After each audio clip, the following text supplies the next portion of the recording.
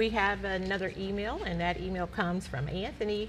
And the question, I had a big leak in my kitchen caused by the ice maker water line. My insurance is going to cover the damage, but they're insisting that the entire floor in that part of the house be replaced, not just the area with the water damage. I personally don't care if the new floor doesn't match the old one. I just want this to be over.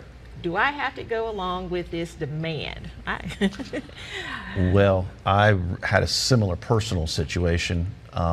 So I had my upstairs hot water heater burst, and of course it did it as I'm in the office. So all day the water came through the ceiling. Oh, wow. And damaged the ceiling of over my bedroom. And then when it hit the wood floors, it got underneath and spread throughout.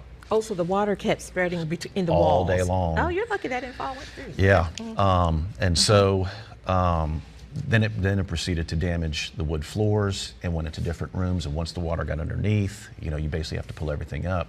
And so what I would say to Anthony, apparently he doesn't mind, doesn't seem to care, but I would say let them do as much as they can do. You're going to have the same deductible. So when they came in and did the flooring, for instance, in my house, different parts of the house that had different types of flooring, you want it to match. You want it to match. I was thinking he must live alone because I was just, yeah. You got to live alone to be doing that. Your wife would. I wouldn't do that. So take the insurance. Yeah, Anthony, let them come in and let them look at the entire flooring, and replace your entire floor. All right. That's what I would say. Good advice. Come on, Anthony. Shell it out. That's right. All right. Okay.